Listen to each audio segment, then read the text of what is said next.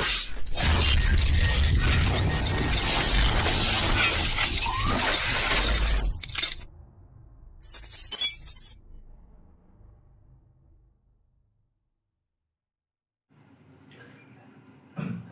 Friends, मैं भी शर्मा आपके favourite channel Sharma physics point से। आज मैं अपना जनरल साइंस का नेक्स्ट लेक्चर लेकर के आया हूँ, जिसमें मैं आपको इक्वेशन ऑफ मोशन से रिलेटेड बहुत सारे न्यूमेरिकल्स कराने वाला हूँ, जो आपके एग्जाम के लिए बहुत ही ज़्यादा बेनिफिशियल होने वाले हैं।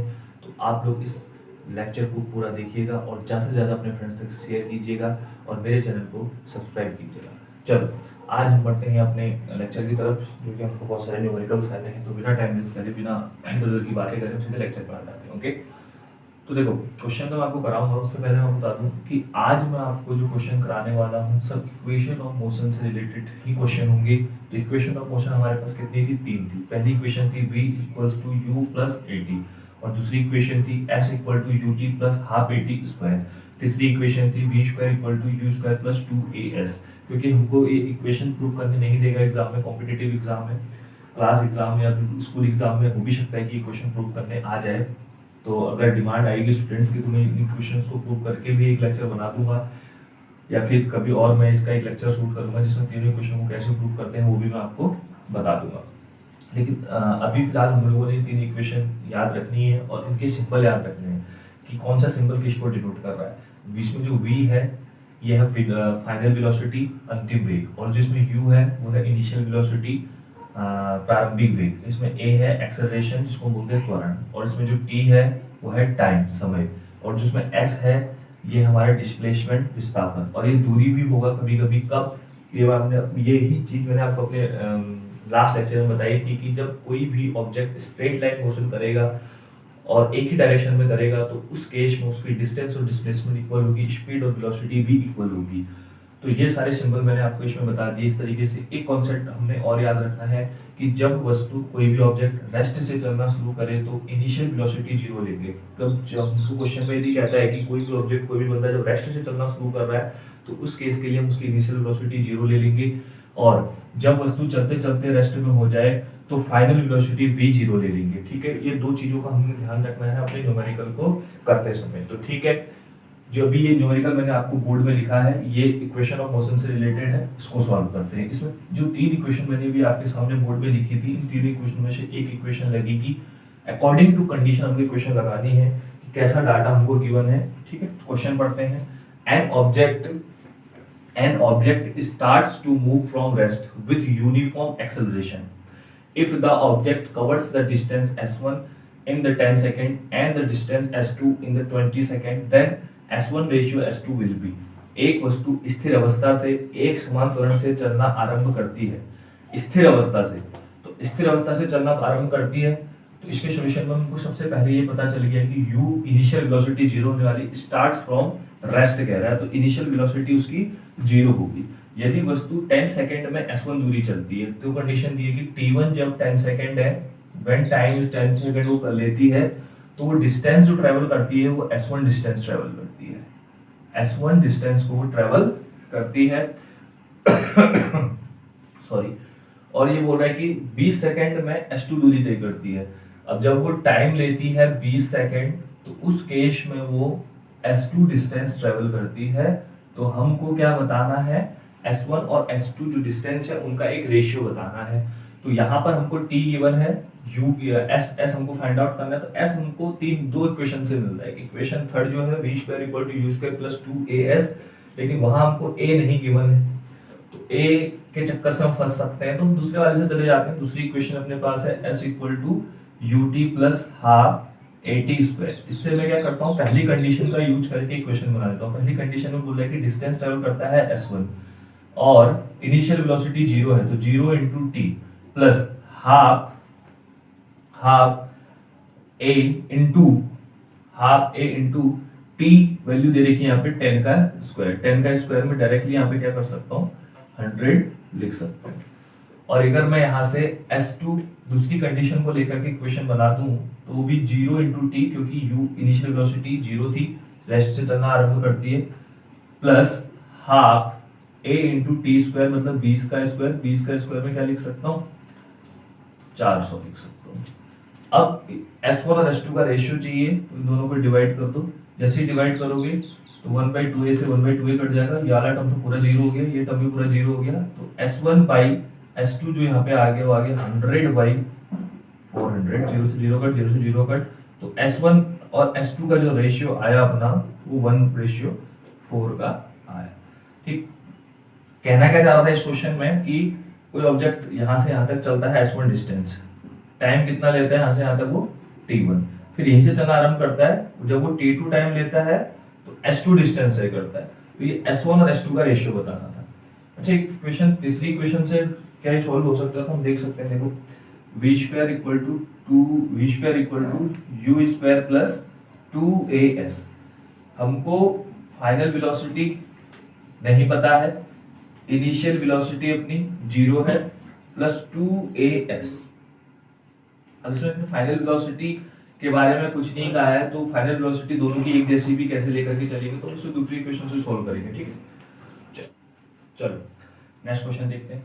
Find the total displacement of a body in 8 second starting from rest with an acceleration of 20 centimetre पर सेकेंड स्क्वायर। एक वस्तु विराम से 20 सेंटीमीटर पर सेकेंड स्क्वायर के त्वरण से चलना शुरू करती है। वस्तु द्वारा 8 सेकंड में तय की गई दूरी ज्ञात कीजिए। तो सबसे पहले मैं डाटा लिखूंगा कि क्वेश्चन में क्या क्या डाटा गिवन है, देन मैं डिसाइड करूंगा कि तीनों इक्वेशन में से कौन सी इक्वेशन यहाँ पर लगेगी या कौन सी इक्वेशन लगाना यहाँ पे इजी होगा। तो फाइंड द टोटल डिस्प्लेसमेंट, सबसे पहले हमको डिस्प्लेसमेंट बतानी है और उसके लिए क्या क्या डाटा गिवन है। 8 सेकंड में स्टार्टिंग फ्रॉम रेस्ट कह रहा है, तो u तो 0 है initial velocity. Starting from rest स्थिर अवस्था से चलना शुरू करता है, तो इनिशियल वेलोसिटी उसकी 0 हो गई 8 सेकंड में। तो टाइम तो दे रखा है भैया हमें 8 सेकंड। एक्सेलरेशन भी हमको दिया है कितना 20 सेंटीमीटर पर सेकेंड स्क्वायर। 20 सेंटीमीटर पर सेकेंड स्क्वायर को अगर हम SI यूनिट में चेंज करें तो मीटर में 20 डिवाइड बाई 100 मीटर पर सेकेंड स्क्वायर। सेंटीमीटर को मीटर में चेंज करने के लिए क्या करते हैं, 100 से डिवाइड कर देते हैं, तो आ जाएगा 0.2 मीटर पर सेकेंड स्क्वायर। हमको बताना है डिस्प्लेसमेंट। तो जाहिर सी बात है कि हम इसमें डायरेक्टली मूव कर जाते हैं अपने किसी दूसरी इक्वेशन की तरफ। SATU सब उसमें मिलता है हमें, S equal to UT plus half AT square. S हमको फाइंड आउट करना है 0 इंटू टी, क्योंकि इनिशियल वेलोसिटी 0 है, प्लस हाफ A कितना है, A हमको दे रखा है 0.2 into T square. T square मतलब 8 का स्क्वायर, 8 का स्क्वायर में हमें डायरेक्टली लिख सकता हूँ 64। देखो 2 से 2 को कटा 0.2 को, तो 0.1 बचा, तो 6.4 मीटर मेरा क्या हो जाएगा, डिस्प्लेसमेंट हो जाएगा। इस क्वेश्चन में बस एक चीज याद रखनी थी कि हमको जो एक्सेलरेशन है इसको हमको SI unit metre per second square में चेंज करना है। चलो चलते हैं अपने नेक्स्ट क्वेश्चन की तरफ। अपना थर्ड क्वेश्चन सॉल्व करते हैं क्वेश्चन ऑफ मोशन का। A train moving with velocity of 30 meter per second stops after 2 minutes. Find the distance traveled before it stops. Also find retardation.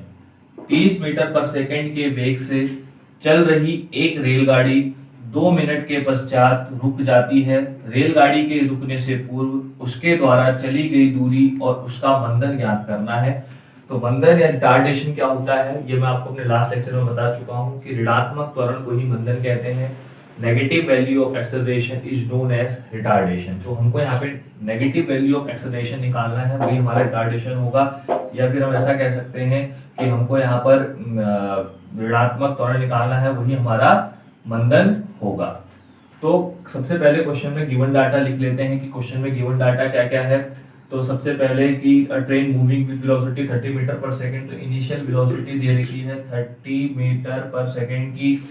Stops after 2 minute, stops हो जाती है after 2 minute, मतलब v जो हमको दे रखा है वो दिया है यहाँ पर 0, क्योंकि रुक जा रही है ट्रेन, तो 0 दे रखा है। टाइम दे रखा है कितने मिनट में रुक जाती है, 30 से 0 हो जाता है आपका 2 मिनट में, ठीक है, 2 मिनट में हो जाता है। और find the distance travelled before it stops and also find retardation. तो हमको डिस्टेंस ट्रेवल बतानी है, मतलब s बताना है। दूसरा हमको रिटार्डेशन, जिसको मैं अगर a से ही डिनोट कर दूं तो वो बताना है, मतलब मंदन हो गया a और दूरी हो गई अपनी s।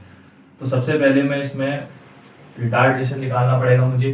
तो देखो फॉर्म पहली इक्वेशन से यूज कर लेते हैं, v equal to u plus a t. V कितना दे रखा है अपने को 0, u दे रखा है 30 प्लस a इंटू टी हमको दे रखा है 2 मिनट्स। तो यहाँ पे जब 30 इधर आ जाएगा तो ये माइनस का 30 हो गया और ये हो गया 2a। तो यहाँ से a इक्वल्स टू हो गया माइनस का 30 डिवाइड बाई 2, तो ये हो गया 15 वेलोसिटी। ओके सॉरी, जो हमको टाइम दे रखा है 2 मिनट दिया है, तो इसको सबसे पहले क्या करो कि सेकंड में चेंज कर लो।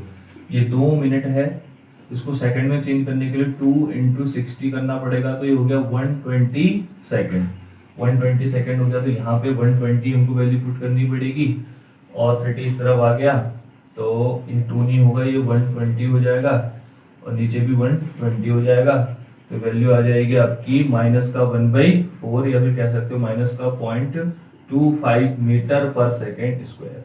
इतने का, क्योंकि यही ऋणात्मक वैल्यू है त्वरण की, तो इतना ही हमारा मंदन होगा, यही हमारा रिटार्डेशन होगा।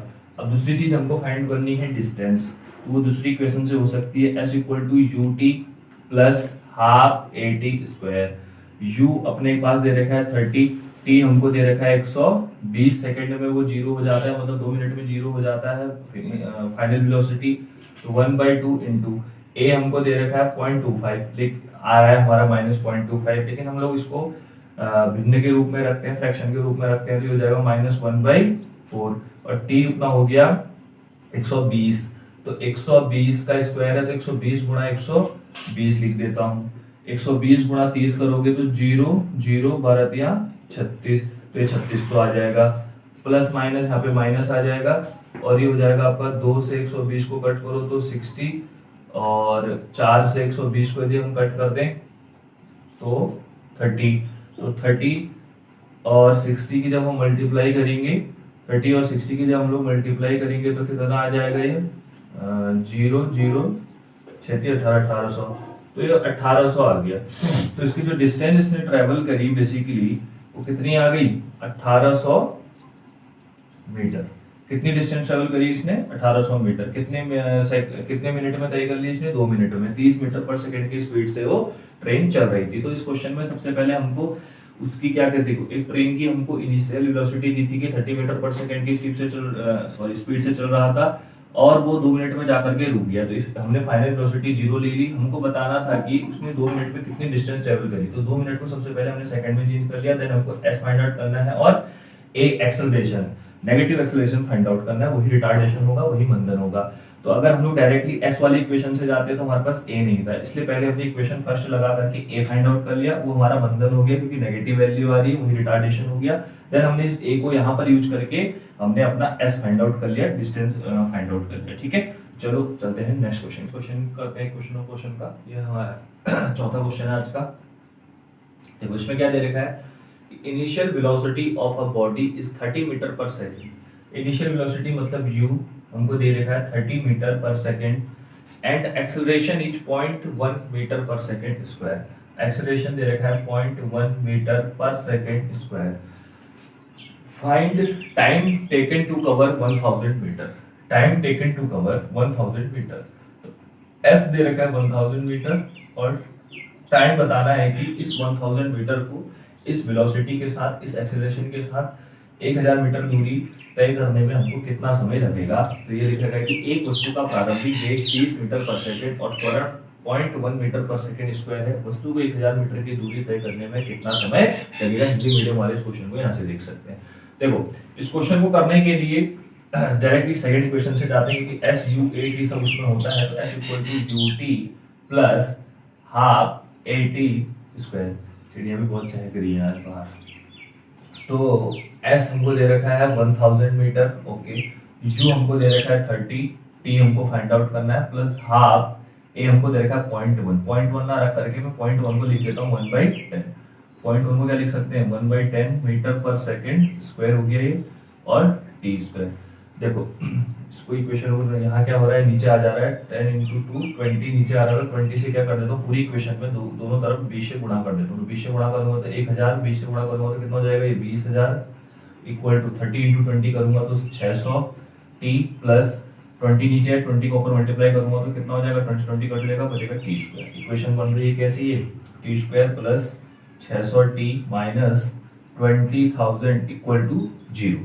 अब आप सोच रहे होंगे कि इस द्विघात समीकरण को, इस क्वाड्रेटिक इक्वेशन को सॉल्व करने में हमें दिक्कत तो होगी, बहुत बड़ी इक्वेशन टाइप की है, तो हम क्या करेंगे, इसमें डायरेक्ट ऑप्शन से जाएंगे। तभी मैंने इस क्वेश्चन के लिए यहाँ पे ऑप्शन भी लिखा है। तो इस प्रकार के क्वेश्चन यदि कभी आते हैं आपको, तो आप डायरेक्टली क्या कीजिए, ऑप्शन पुट करके भी देख लीजिए।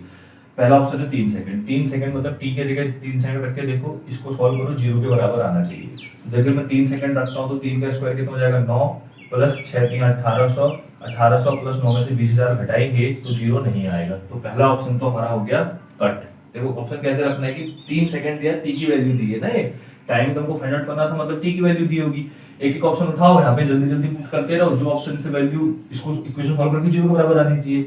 जिस वैल्यू से 0 के बराबर नहीं आ रहा है वो कट होते जाएगा। तो पहले में 0 के बराबर नहीं आया, दूसरे को देखो 3 सेकंड से नहीं आ रहा, तो 3 से तो बहुत छोटा 0.3 हो गया, 3 से छोटा है ना 0.3, तो इससे भी आएगा नहीं, ये भी कट हो गया।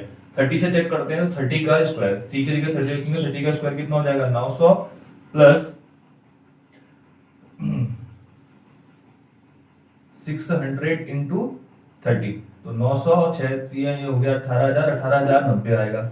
ये कितना, देखो इसको गुणा करोगे तो ये 18,000 हो जाएगा, 18,000 हो जाएगा, और 900 जो जोड़ोगे तो 18,900 हो जाएगा। 18,900 से 20,000 घटाएंगे तो तब भी 1,000 बता रहा है, मतलब 0 नहीं आ रहा है टोटली।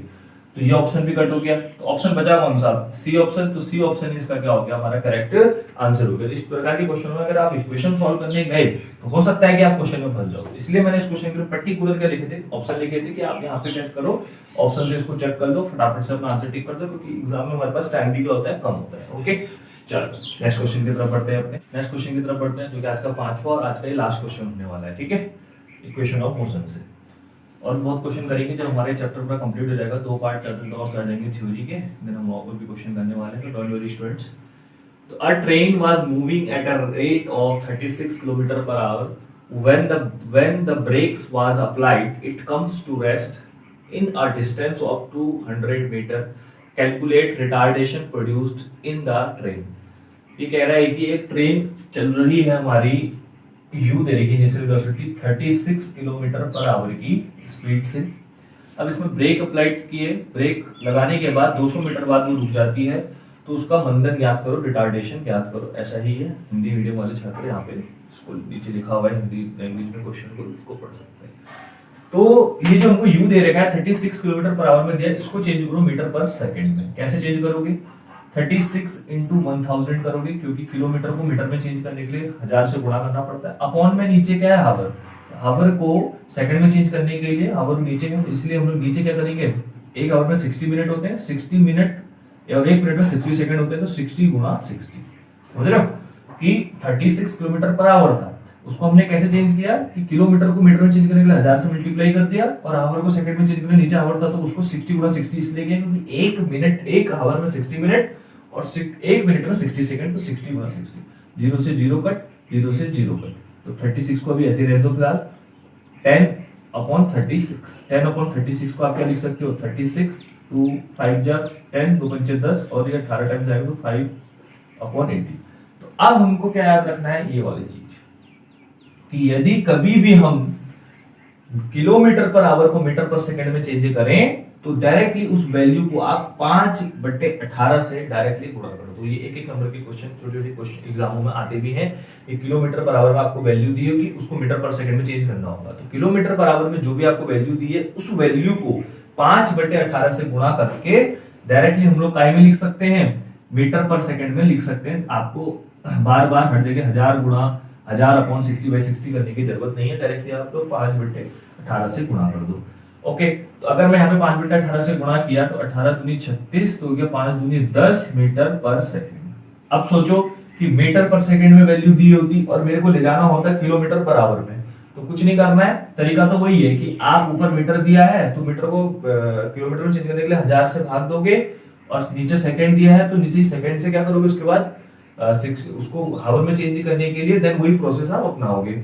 लेकिन उस प्रोसेस को, बेसिक प्रोसेस को ना करते हुए अगर मैं ऐसे कह दूं कि आप इसको 5/18 से गुणा कर रहे थे, कब, जब किलोमीटर से ले जाना था, जब किलोमीटर पर आवर से मीटर पर सेकंड में ले जाना था, तो इस वैल्यू में आप मल्टीप्लाई कर रहे थे 5/18 का। अब यदि आपको मीटर पर सेकेंड से किलोमीटर पर आवर में ले जाना हो तो आप इस वैल्यू में गुणा कर दो, इसका उल्टा जस्ट रेसिप्रोकल 18/5 का, तो अपने आप ही वो इस वैल्यू में चेंज हो जाएगा।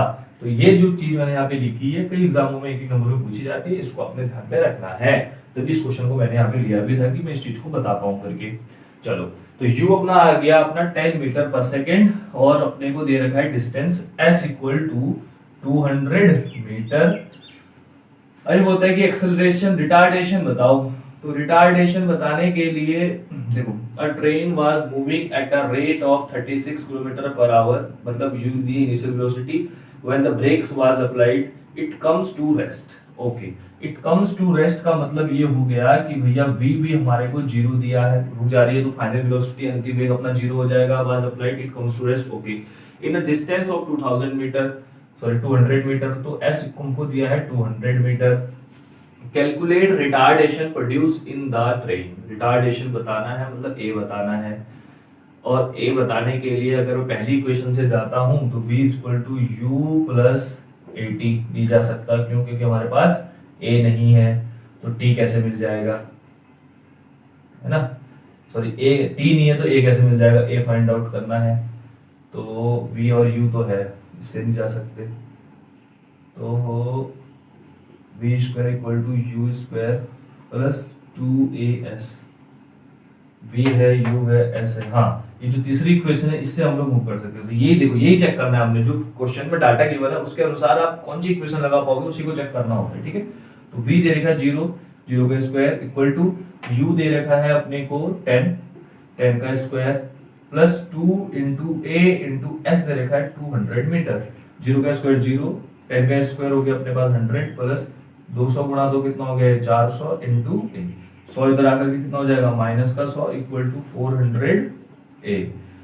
400 को इसके नीचे ले आओ 100 के, तो 400 अपॉन 400 इक्वल टू a।